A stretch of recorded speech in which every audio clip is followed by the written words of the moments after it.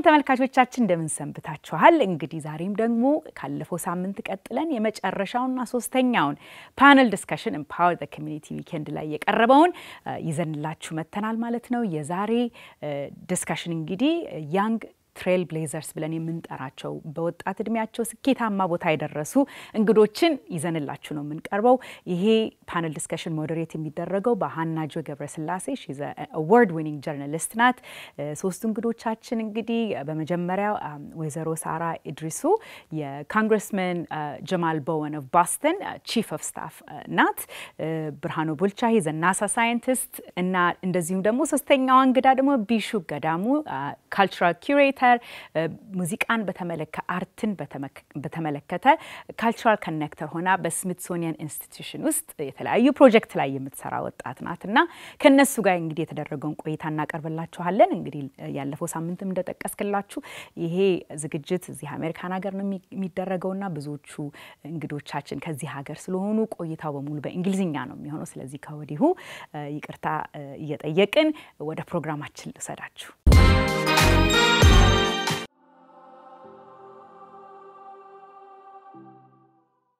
We are so excited to be here with everyone today. Thank you to everyone in the audience for joining. Of course, those tuning in from around the world virtually. An amazing, amazing conference. We're here together to just learn from some individuals like these three.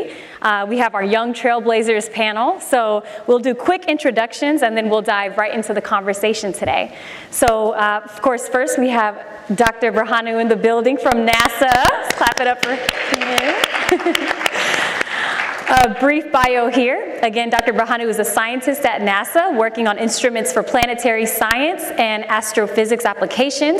He immigrated from Ethiopia in 2006 looking for a better opportunity in the US, earned his undergraduate and master's degree from Virginia Commonwealth University in physics and electrical engineering, continued his studies to earn his PhD degree from the University of Virginia in electrical engineering. His research mainly focused on developing instruments, detectors, receivers, transmitters, and much more. And after he joined MIT as a research engineer, he continued to work on ground-based telescopes and has accomplished a lot over his career. So another round of applause for Dr. Burhanu. And up next, we have our sister Beshu Gadamu, a cultural connector. Let's clap it up for Beshu. Yes. And again, Beshu is a cultural connector who brings over a decade of marketing, programming, curation, and music industry experience to her work as a leader in the creative sector. Until recently, Beshu worked at Smithsonian Folkways Recordings as a marketing strategist. She was also the project lead on a multi-million-dollar project, the Smithsonian Anthology in Hip Hop and Rap, and is credited as a producer. Before joining the Smithsonian, Beshu co-founded Burnos, a t-shirt company that celebrated African identity, and also launched a consulting company called Le Beautiful Mess, which is supporting African diaspora musicians and has partnered with cultural organizations to produce and promote multicultural events. She's done quite a bit over her career as well. Born in the Ivory Coast, spent her early childhood between Abidjan and Addis Ababa before migrating to Washington, D.C. at age 15. She also speaks 3 languages, has a twin sister, and loves traveling. Let's clap it up for Beshu. And our final panelist here today is Sara Garmaya Idrisu. Clap it up for her. Lots of cheers because we're so excited to be celebrating these young trailblazers. And Sara is an experienced organizational leader, strategist, educator, and organizer who currently serves as the chief of staff to Congressman Jamal Bowen, representing New York in this role. She is the right hand to Congressman Bowman and leads a large congressional team across 3 geographic locations to advance policy and serve 750,000 constituents. She also leads the congressman's political operation responsible for a wide-reaching donor and media base. Prior to this role, she was the executive director of Educators for Excellence in Massachusetts, where she founded and managed a nonprofit seeking to create policy change to improve education. She started her career as a special education middle school teacher and has been able to give opportunity to students across America who has been impacted by systemic racism and marginalization. She and her husband and toddler son live in Washington, D.C. So clap it up one more time for Sara. So again, welcome to our panelists. A lot here to talk about. Before we get started into our panel, though, if you could each just, share your welcome, share your greetings to everyone here today, and what brought you out to be a part of this panel today. So we'll start here and we'll work our way down. Well, thank you for inviting us to come here to share our experiences and the paths we took to be where we are. And to communicate with our fellow Ethiopians and Ethiopian Americans. And thank you for inviting us again. Absolutely, thank you. This is an honor and a privilege to sit here and speak to everybody online and in person. I have never attended the Empower conference. I was always out of town, and it's sort of meaningful for me to come here as a speaker during my first conference. So thank you to Seti and Helen for the invitation. Same here. Thank you all so much for being here. I've been in many, many spaces, but very few am I home with my people, and so this feels just really energizing and a really wonderful space. Thank you. So when we look at your three careers, very different, a very unique opportunity to bring people from different backgrounds together today, from a scientist to a culture creator to a chief of staff. We'd love to hear, first of all, how you got into that position. I know it didn't happen overnight. Maybe you had an internship. Maybe you sent an email that you never thought would lead you to where you are. What were those first steps that led you to your position today? Well, the way my career kind of got started is when I was little, there were so many questions kind of kept coming into my mind. I went to a Christian school, and I always learned about the creation of the universe, and those big questions and big answers within the religious realm is kind of, I wanted to know it more. Can I go ahead and study and find out more about it in a real term? And so with that, that curiosity started when I was young. So when I joined college, I start studying, physics. That's the closest I can, to create my path towards to astronomy and all that. So physics was the fundamental. So with the studying physics helped a lot. Once I joined grad school, where you get to do more research in physics. So I started doing in quantum mechanics and all the classical physics studies. Those helped me a lot to see actually what exactly I should do. So studying universe is really vast. We're just touching the scratch, the surface. So you can study planetary science within our solar system. You can study astrophysics, which is the origin of the universe. It goes beyond like 13,000 billion years. You can study heliophysics only focused on the sun, or you can study actually the earth science. So even with the astronomy subject, there are many things you can study. So, but to answer some of my question, I kind of started when I was young. I think the best to fit is within the planetary science and then the astrophysics. So that's exactly how I slowly built it up, doing a lot of research, working with a lot of mentors, doing, like I was saying, doing internship at different places, and studying hard.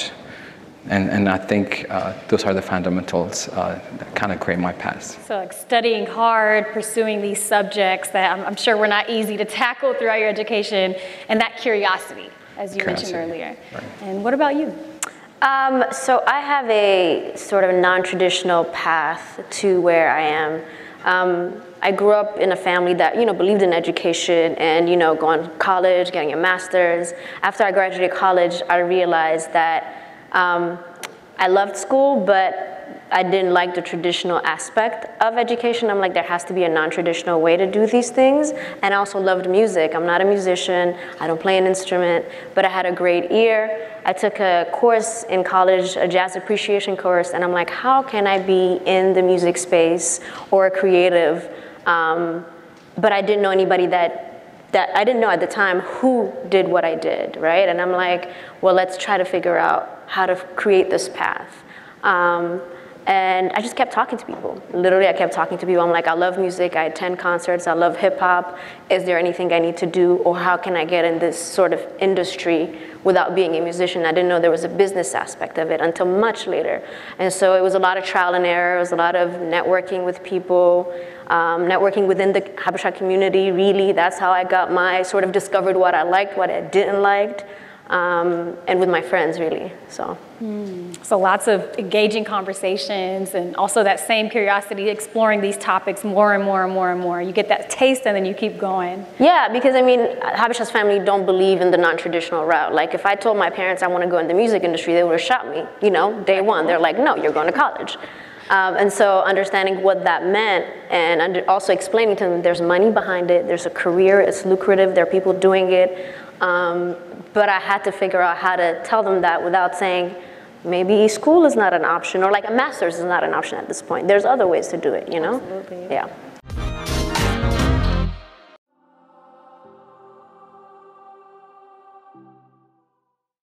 The roots of your history run deep.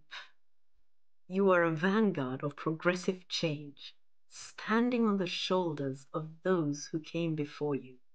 From civil rights to the social justice movements of today, you move the culture forward.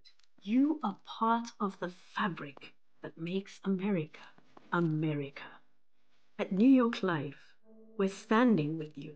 We're doing our parts to impact community investments that help drive change through our commitment to bridge the racial wealth gap. Your local New York Life agent can help you explore ways to establish your family's financial legacy now and for the next generation to come.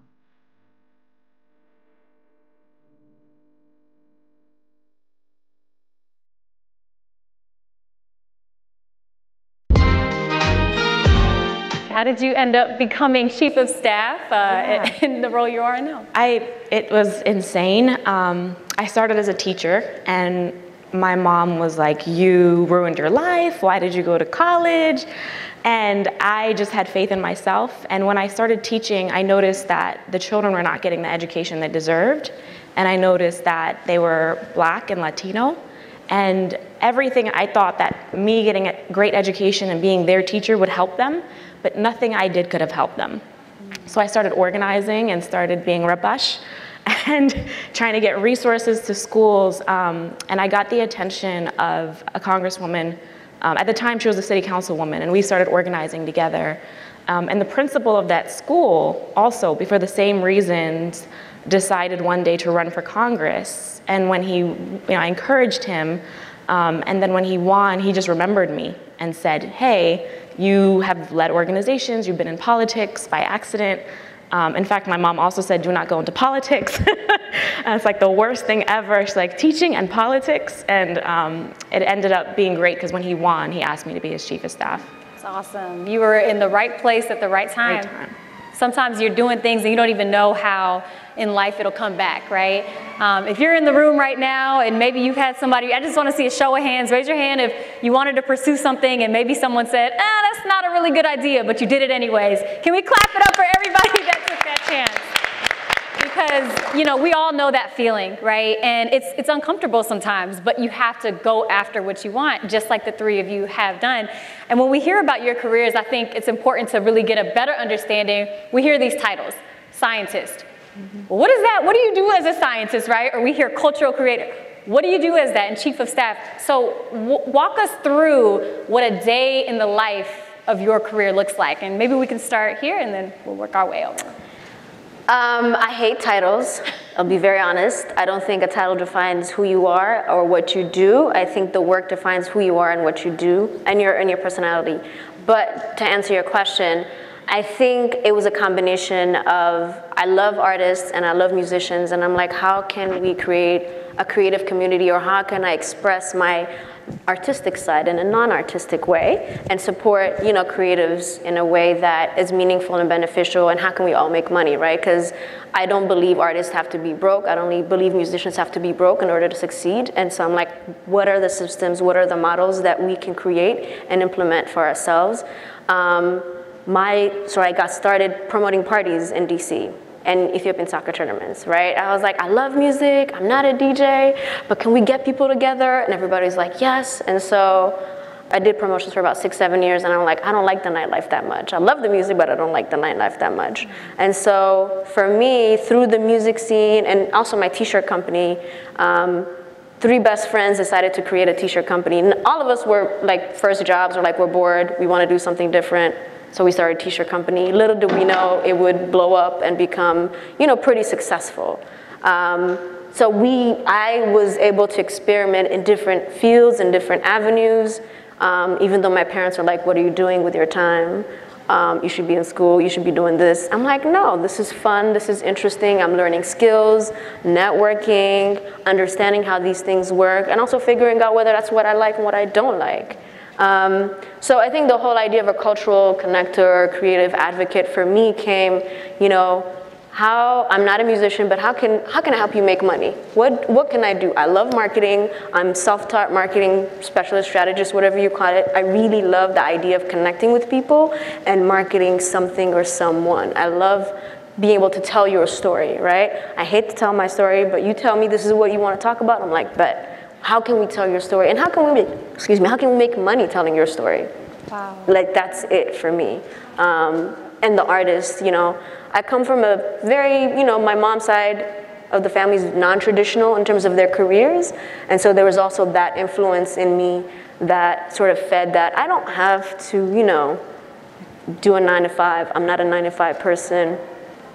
God bless the Smithsonian. I loved it, but then I realized I don't know if I want to do the 9-to-5 thing forever, right? And so I've always been in and out of sort of the corporate scene and non-corporate scene, and really enjoy working with sort of emerging artists. So you have experience with both, really. I mean, yeah. Taste of both. Mm-hmm. What about you, Dr. Berhanu? Any similarities there or differences? How would you describe a day in the life of a scientist? Yeah, I think I share something common there. I hate titles for sure. But my everyday is more, every day is different. There's no standard for every day for me. So what I usually do in a typical day, let's say if the time is me writing a proposal, so I really dedicate my time, half of the day is just writing proposal, really focused on brainstorming ideas with colleagues, partners, with people in Europe or here in the US, or working with my students and, you know, collecting more data that is critical for the proposal.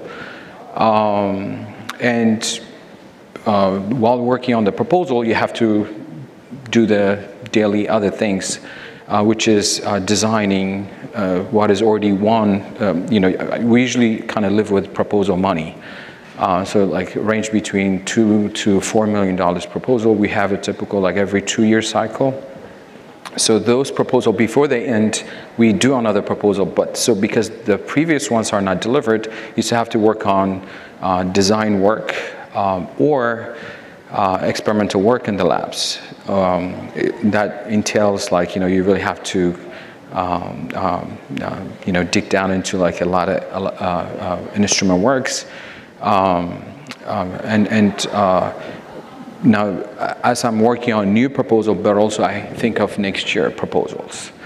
So it's so many, and then the result from the previous proposal need to be published. So writing papers. So it's just kind of cycle of brainstorming, writing it, publishing it, you know, being ambitious about new proposals. The chance of winning is really small, so you really have to propose twice, maybe 3 times a year. And that kind of cycle is my daily routine, I would say. So a lot of behind the scenes work, a lot of writing, and it's like almost like you're preparing for the future while you're fulfilling the now, like you said, right. The proposals, but you also have the ones that are getting approved and then execution. Right. That is something, and I'd love to hear Sada, because it's almost like in your office, I'm sure y'all have current problems that y'all are helping solve, and then y'all also are planning for the future, very similar to how scientists operate. What's that experience like? My job is very stressful. That's the first thing I thought about. I have 4 hats. The first one is team management. So the congressman has an idea or a vision, and then I have about 40 people, consultants plus staff on the political and the congressional side that I manage, and I have to get them to do what he wants and his vision, but I also need to manage him to make sure he's not, he has ideas that are going to keep him in office, keep him reelected, but also make sure that our office is, and his vision is changing the way we do politics to be about serving people and is not transactional politics. And to make sure that we're keeping him both able inside Congress to move and get things done, but also outside of Congress to challenge politics and the status quo, to move things forward and be a representative, not just for his constituents, but for, I would say, people who feel underrepresented for a very long time. And so that's multiple hats. And then I also, on top of that, have to do fundraising, making sure he's like getting his numbers up. And then I also work a lot on media, making sure that I have a comms team, but making sure that the world is perceiving him in the way that he needs to be perceived. So making sure we're talking to the right reporters and getting him in the right TV hits. So that's a big thing. And then I'm also in charge of making sure that he is very happy and his life, his wife and children get to see him. That's important. So that's also just keeping him human. So that's usually a chief of staff when they say there's like a congressman and there's someone like making sure everything is working. That's usually me. But most importantly, we also need to ensure that we have policy and legislation that's moving forward. So I'll often be negotiating with other chiefs of staffs to get him on a bill. For example, right now we're working on infrastructure and voting rights. So making sure that we're doing what we can to expand voting rights and make sure that's protected, as well as moving along the $3.5 trillion infrastructure bill that's being compromised by the Republicans and moderates. And so there's also that as well. Which is all very important. I know we had a phenomenal civic engagement panel earlier today that was just incredible, but what you're mentioning, I mean, that affects every single person in the room, right? The infrastructure bill, the voting rights and everything like that. And as you were talking, you know, you mentioned something that you wear multiple hats. And whether you're a mom of a toddler or you're an entrepreneur juggling so much, trying to figure out, you know, how to do all these things at once, or a scientist testing out new things, how do you sort of manage all that? How do you have that work-life balance? Are there any tools that you use that keep you on track? And if you could just talk about that, because there's a lot that goes on. Even in t-shirt business, the design, the printing, the sales, the marketing, everything that comes with that. How do you guys manage that and still have time for yourselves? We can start with you, Bashu. So I think at this particular point in career in my life, my balance looks different than when it did when we managed the t-shirt company. When we managed the t-shirt company, it was 3 of us. I did marketing, branding, you know, somebody did sales and shipping, and, you know, we had our lead designer, Nolai Petros, do the designs, right? But we all wore multiple hats at all times. We all had full-time jobs. We all took time off from our full-time jobs to either attend conferences or attend events. And so there wasn't much of a balance then. I think I've learned so much since then that I've been able to center myself. And so it's projects that if I take on projects, I'm like, yes, the money's great, but does it align with my values? Am I gonna walk away from it feeling happy? Is it gonna drain me? Do I love the music? Is this innovative? Is this gonna move the needle forward in whatever sort of industry, that whether it's a visual artist, whether it's a musician, right? And also, is the person nice? Do I like working with this person? Because I don't want to work with a person who's not a nice person, who's going to make my work miserable, and then I'm not going to enjoy the work that I do. Part of that is also putting myself, okay, these are the days that I'm not going to be working. These are days I don't answer emails, I don't answer phone calls after a certain time. I learned that from my corporate job. Boundaries are very important. So if you text me before 9 a.m., you will not hear back from me. If you text me after 8 o'clock, I will not answer. Mental health, right? So I think there's different ways where we can implement our own boundaries in our work life to sustain ourselves.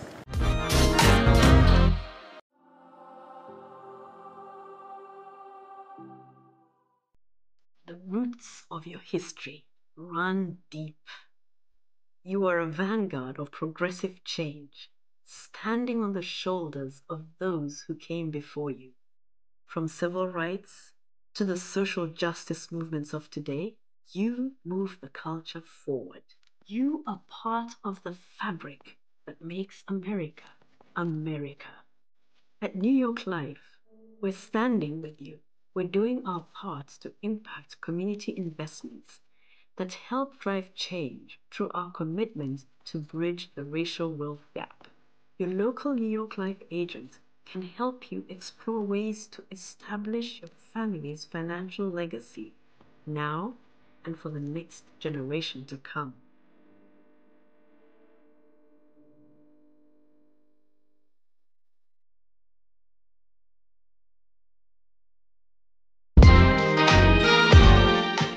I hope y'all hear this, okay? Boundaries and being selective and prioritizing mental health.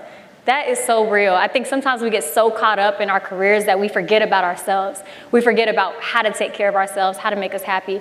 How about you? How do you find that work-life balance, and what are maybe some tools you use to maintain?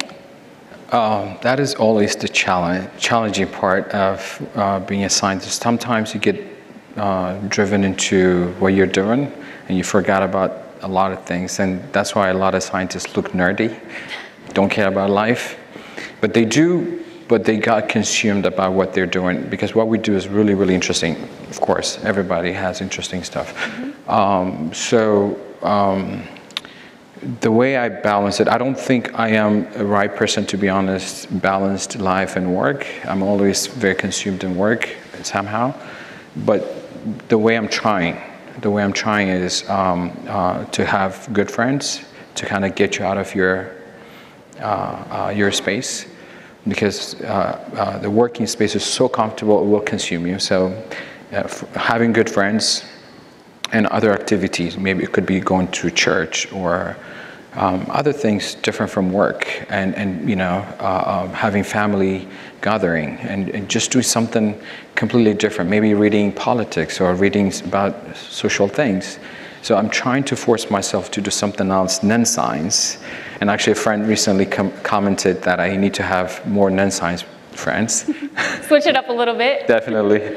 And so definitely that's the way I'm trying to do it, but I'm not the right and not at the right moment now. Well, I think we can all appreciate your transparency, right? I think in life you're going to have different phases, and it's not always going to be a balance. Let's be real. Sometimes it's just going to be too much to juggle, and you're just prioritizing work right now, or you're prioritizing family right now, or maybe you're taking a leave of absence and you're not even working. So I think we all appreciate your transparency in that. And how about you, mother of a 2-year-old, and you know, so much going on with work and life? That's right. The most important job I have is my son.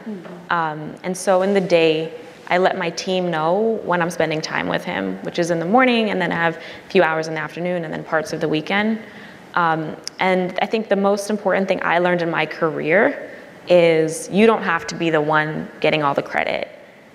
You can give other people the important jobs. And I especially learned that because I'd rather be a mom than get credit. So I will just tell them, oh, that big thing that I was going to speak at, you can go. And my staff gets really excited.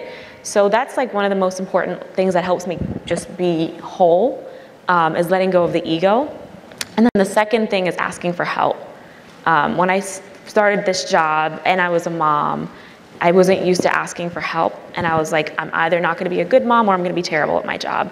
And so getting more help with like calling my mom, calling my sister, planning in advance to know when I will need extra backup. But then in my office, letting my team know, hey, I am overwhelmed right now. I need you to step in. And then I look at my calendar and I try to find times where we can slow down. It's very easy for us to just like make the congressman happy, go full speed, and everyone is exhausted. And so this week, for example, I was like, we're not going to be the headline on this, and that's okay, because for 9 days, we're gonna have no Zoom, we're not gonna have any meetings, you all are just gonna catch up and you could take vacation. So I'll shut the whole office down, because if work is happening, I can't unplug. And so forcing that, and then when people break that, like I'll have people texting me, I'll ask them to please, you know, respect the thing that we said we were going to do. So that's, otherwise, like if there's one person working, I have to like be alert to it. So it's not day to day. I mean, there are weeks where I don't see my son, and then the next week I'll make sure that I make up for it.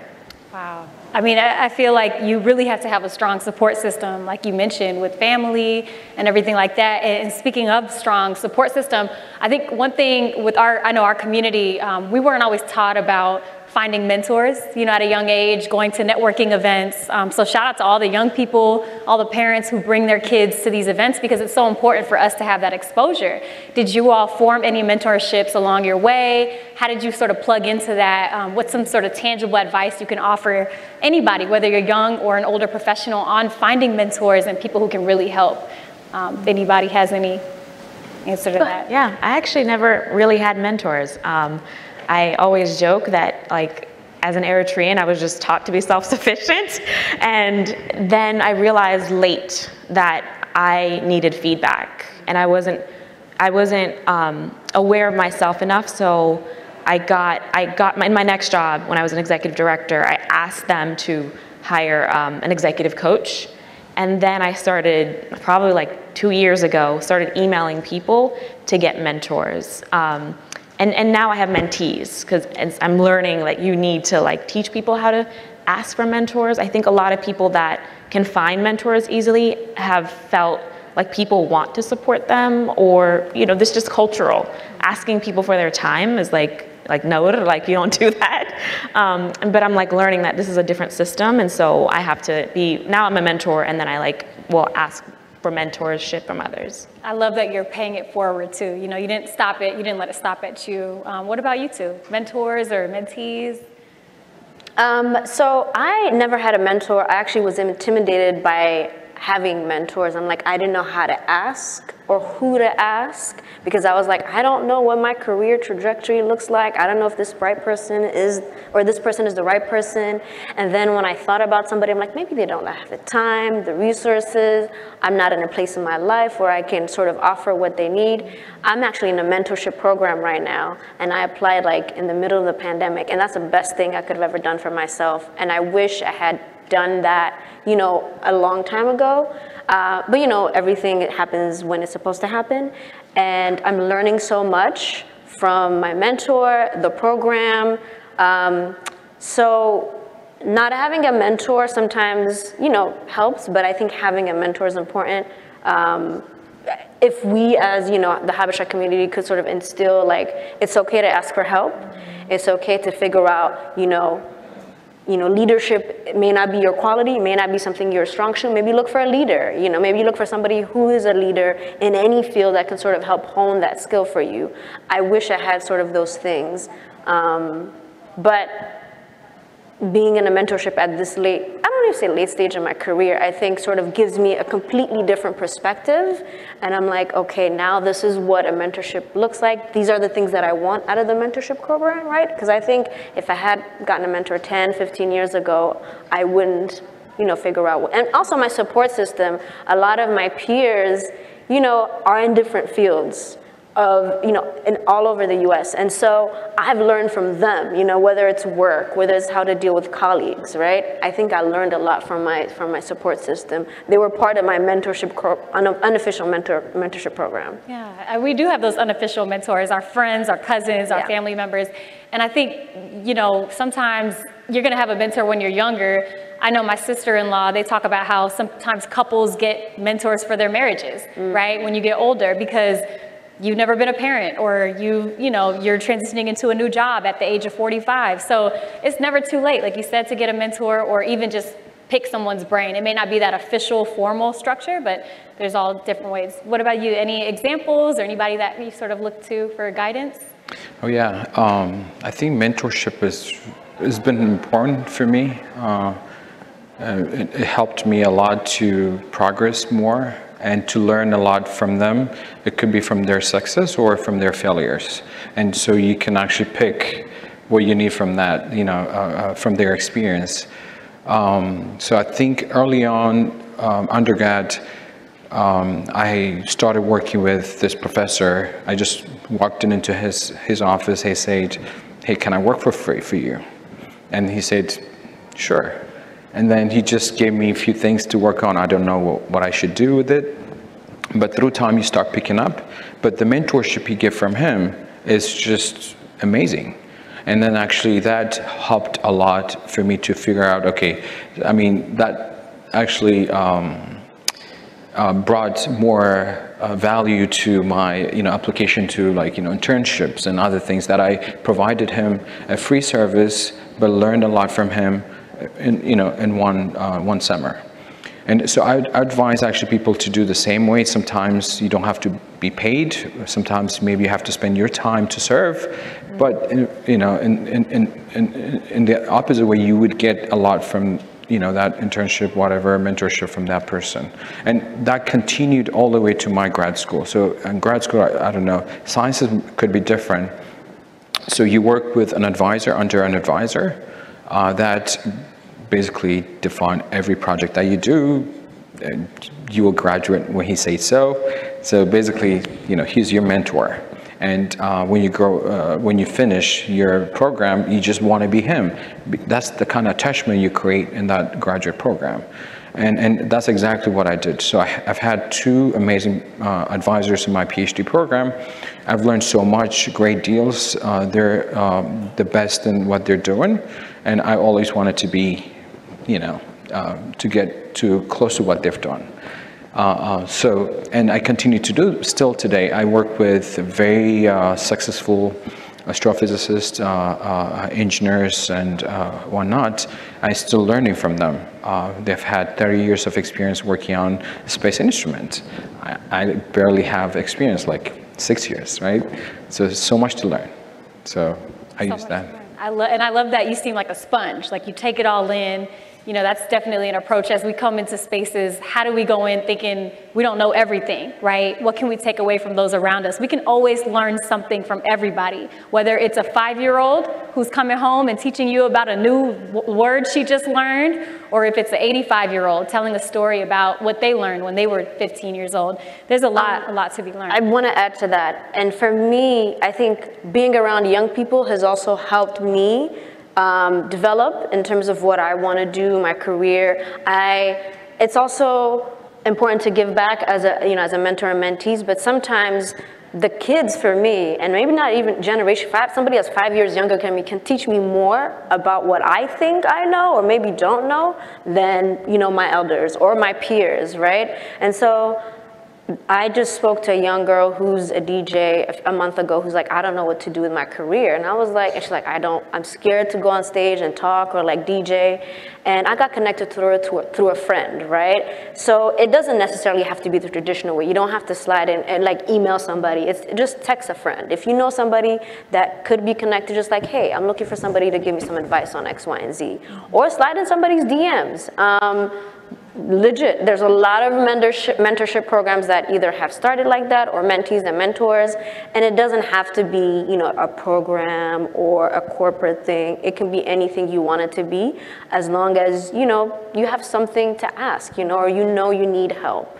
I think identifying that you need help is important, and then when you talk to somebody, that person can sort of suss out what you can work on. That's so real. I mean, listen, as we go through life, we're going to constantly be learning, constantly be living. I know myself at age 30, I'm still figuring life out. We're still figuring out career changes. There's no easy path. There's no one path. Every path is going to look different. And earlier, Dr. Berhana, you had mentioned that you learned success stories and you learned failure stories from your mentors. What sort of instances, failures, teachable moments did you all have along your career path that you can share with people in the room so that maybe we can learn from some of the either mistakes or failures or just moments of lessons that you had along your way? Okay, so if I had to pick one about very successful... You could share more than one. So when I applied for grad school, so I'm just going to focus about myself. So, and I will share what people I think maybe kind of take from my experience. So when I applied for grad school, I just wrote a grad school application. You know, it's just an application.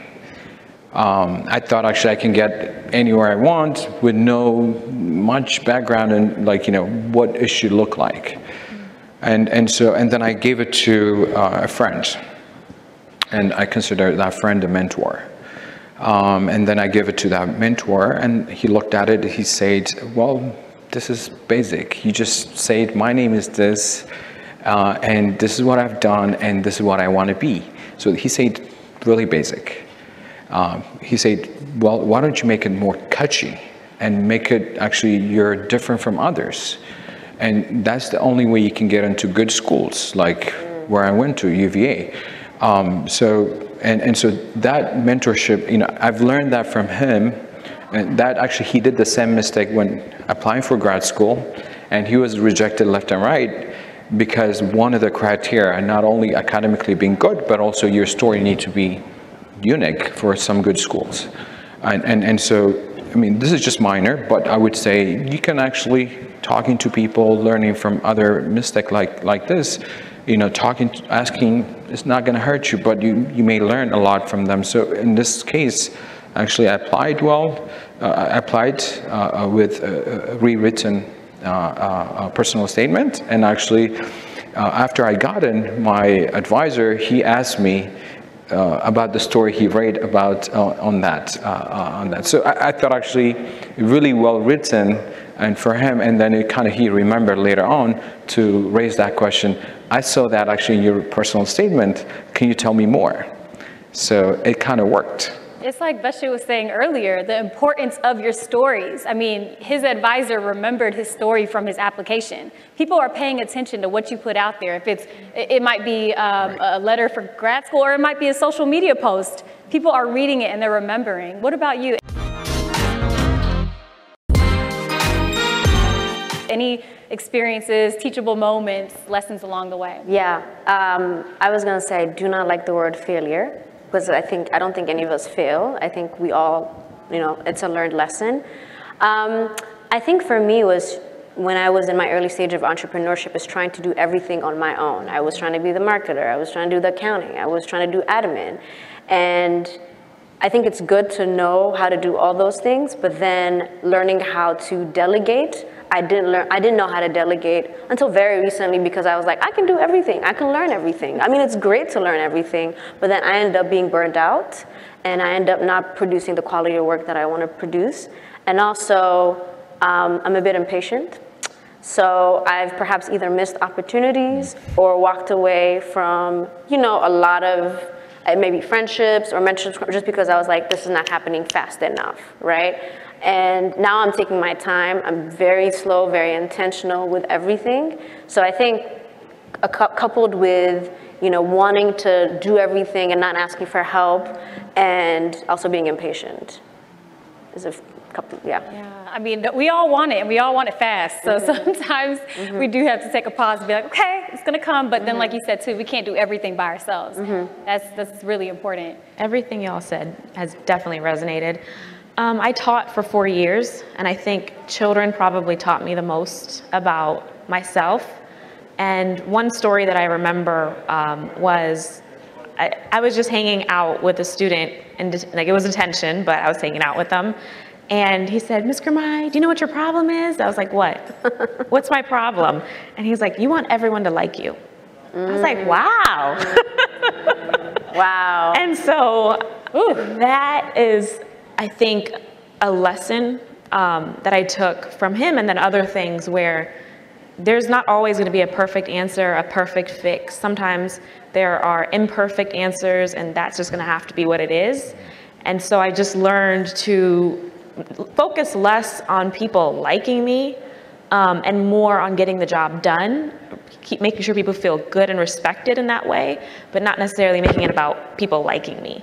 And so kids definitely teach you a lot. Yeah. We learn all the time from so many people around us. And we're down to a couple more questions here. And, you know, as we come to sort of the closing of our session today, I really want us to think about what we do and what inspires us and what keeps us going, because everyone in this room has a different reason of why they wake up every morning, why they keep going, why they overcome their hurdles. And sometimes when we can tell ourselves those points and remind ourselves, we continue to push, even when it gets harder. Earlier today, I heard someone say something about courage, and courage isn't being able to overcome it when it's easy. It's being able to overcome it when it's hard too, or being able to push forward. So what inspires you every day to keep going? What pushes you to continue making this world a better place, finding all these new solutions to so many problems that we have? What keeps you guys going? I can jump in. There's lots. One is I want my son to be like, yeah, that's my mom one day. But then, I'm sure he's already saying that, by the way. And I want him to continue that. But the most important is I believe that power right now is for the powerful.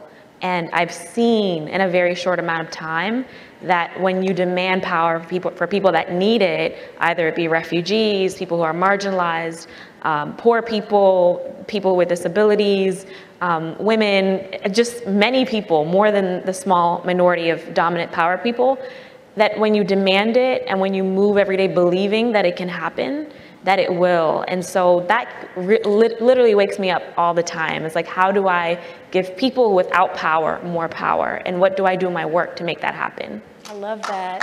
I love that. Yes. That is beautiful. That is so beautiful. What about you? So two things for me. The first is serving. I'm always thinking about who did I help today, in what capacity. It doesn't have to be monetary. It can just be, I called somebody and, I helped you out, helped you get a job, or like helped you connect with somebody. Like, what can I do to help someone today? It can be the homeless. I can buy them food. To me, that's enough. Or it can be my sister. The second thing is, there's three things. The second thing is fear. What fear did I overcome today? I hate public speaking. Today I'm speaking in public. Yes. Right? Like, what did I do today to overcome one fear? So, and then the third is, I think we're all privileged as immigrants to be in the US. And I always think about my privilege and how or what did I do to share this privilege with the next person who doesn't have this privilege. Right? And so privilege is something that I've always struggled with, and what can I do to share this privilege with the next person? I love that. I love that. And what about you, Dr. Brahanu? So every day, the reason I kind of keep it going is because I still don't have every answer I need. So that is a drive for me. So if I have everything, then I'm like, okay, everything is done, nothing to wake up for. But there's so many questions out there. I want to be part of the solution with my colleagues and a bunch of scientists all over the place, working day and night to solve some problems. So that waked me up. And actually an advice to a family, I see visiting family friends, having for their kids, they provide more than they need. And like, they have like 100 toys. If you give more than they need, what do they need tomorrow? You really need to, for the kids or a person need to have something they, strive for. And if you give them everything, it's just everything solved. And then they're lazy. So you don't want them to be one of those. If you want them to strive to make life better, the generation better, our civilization better, then we have to give them enough. And so they need to strive for the next step. And personally, I may have small money because I have a job, but that doesn't answer all the problem I have in my mind. So that is the first thing. The second thing is, NASA has a goal to land human in the moon and other places, other moons of other planets in the next 10 to 20 years. So my strong ambition is, can I come up with a technology or ideas that can be part of that journey? And so that wakes me up every day. So thinking about new ideas, new technologies, new inventions, working with people, how I can plug my thing in there. So I can represent my family, myself, my country, and everybody. So that wakes me up every day. So beautiful. All right, now, y'all, in 10 years, y'all know where that technology came from, okay? I'm just saying. So final question here. Obviously, this is the Young Trailblazers panel. You all are young in your own professional careers. You all have accomplished so much. We've taken away so much from this conversation. And I always love to ask, because as we get older, there's things that we've learned along the way.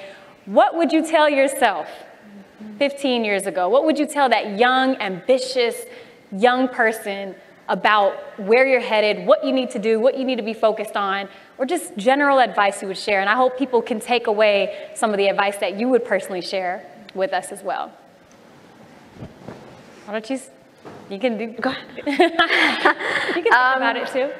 I think for me is to keep going. There was a lot of self-doubt when I was trying to figure out what I wanted to do, whether I was pleasing my parents or my community, and all of that self-doubt may have held me back to a certain extent, but I think it's just keep going. You're on the right path. You're not crazy because you want to, throw parties, or you're not crazy because you want to start a t-shirt company. Like, none of that is crazy. Everything is doable. So yeah.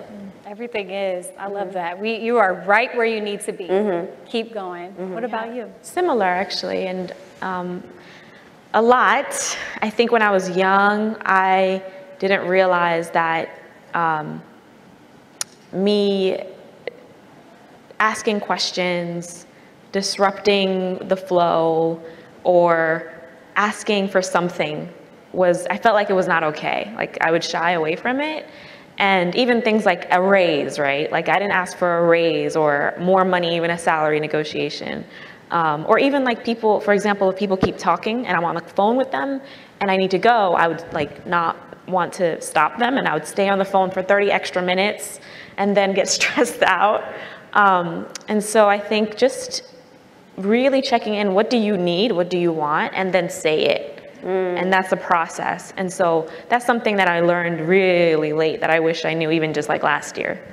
I love that. And the good thing is like we were saying earlier, it's never too late, never too early to apply these tactics. So thank you. And what about you? I share all of that with them as well. Just to add one thing is just to emphasize what we said. Mentorship is important, and everybody wanted to be somewhere. Find multiple mentorship, and families who notice a desire of their kids wanted to be something. And if they have no way to help them, get where they're supposed to be, help them find a mentor. I mean, usually you will see their kids wanted to do something early age. Maybe they wanted to, be in business or doing something in sciences. And so at NASA we take high school internship, college internship, up to PhD and postdoc. Once you have a PhD, we can also take you as a postdoc to do not internship, but like a postdoc program. So that is all lined up. So if kids cannot navigate that, then family should help them connect to the right people so that they can explore. Maybe they don't like it. Maybe they like it. So that, I think it's something I wanted to emphasize on. Love that. One last thing. I hate the word networking, but I think it's important.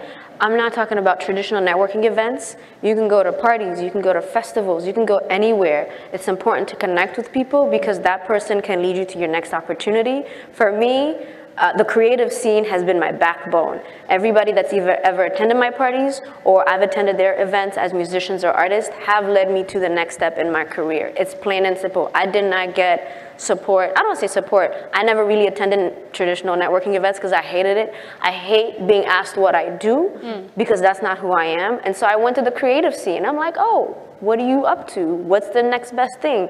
And 100%, I've gotten every single opportunity because those people remembered who I am and they valued who I was as a person rather than what I did. And they saw what I could bring without even saying anything. So maybe, you know, find creative ways to network if you're shy. You know, find your comfort zone and network within those spaces. I love that. And that led you to where you are. Really quickly before we do wrap, I know you have a project that's getting released with the Smithsonian. So if you could just share how people can learn about that, because that didn't happen overnight either. But how could people stay connected? That did not happen overnight, and the reason I got the Smithsonian gig was through a friend who came to my parties. He was like, somebody's hiring, you need to apply, and I did. And it wasn't even for this job, it was for something completely different.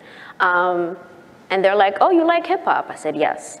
So you can, online, Smithsonian folkways.si.edu. You can Google Smithsonian Hip Hop and Rap Anthology, the National African American Museum, nmah.si.edu. It's available on Amazon, and it's out next Friday. Woo, congratulations. Thank you. Thank you. Well, on that note, again, to Dr. Berhanu, to Bashu, to Sara, all three of you all are doing such exceptional work. I think all of us can say we took away something from this conversation. We encourage you all to keep rising in your power. As our sister mentioned, you know, there are no failures. We'll continue to grow with every lesson we learn in life. Thank you for being vulnerable with us today and sharing so many tips and tools. We wish you all the best, and we thank everyone today for learning with us and joining us in this conversation. And a big thanks to The Helen Show and EBS for creating this space for us to all come together. Thank you, everybody.